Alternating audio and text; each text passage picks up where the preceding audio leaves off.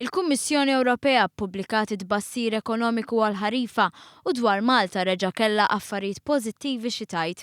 Investiment eċċezzjonali fl-2015 huwa mistenni li jwassal għal qofol ta' tkabbir ekonomiku f'Malta, iddikjarat il-Kummissjoni Ewropea. Intqal li għal din is-sena l-ekonomija Maltija se tkun kibret bir-rata maġla ta' 4.3%, l-ikbar rata f'deċenju tiddikjara l-Kummissjoni Ewropea.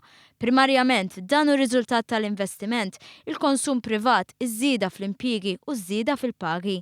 Għalli ġej tkabbir ekonomiku mistenni jibqa' jkun sostnut anke jekk jidher li se jkun iktar moderat.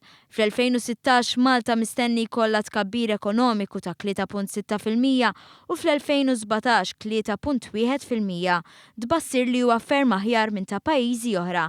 Jingħad li tkabbir fl-impjiegi mistenni jibqa' robust ukoll għas-sentejn li ġejjin u għalhekk jgħin biex ir-rata ta' nies qiegħda tkun waħda baxxa. Kien innotat ukoll kif il-finanzi tal-pajjiż ukoll se jibqgħu jittjiebu.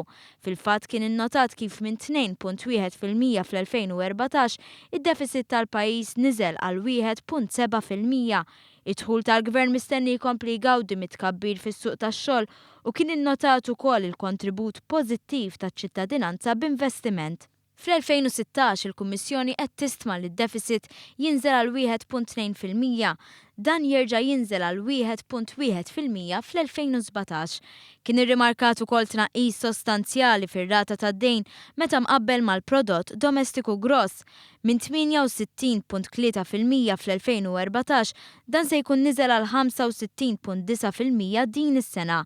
Sal-2017 dan mistenni jkun 61% tal-prodott domestiku gross.